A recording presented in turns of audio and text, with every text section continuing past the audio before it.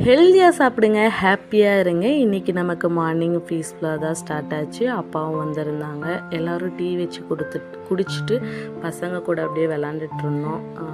ருத்விக் இன்னும் உடம்பு நல்லா சரியாகலை, கொஞ்சம் டயர்டாக தான் இருக்கான்.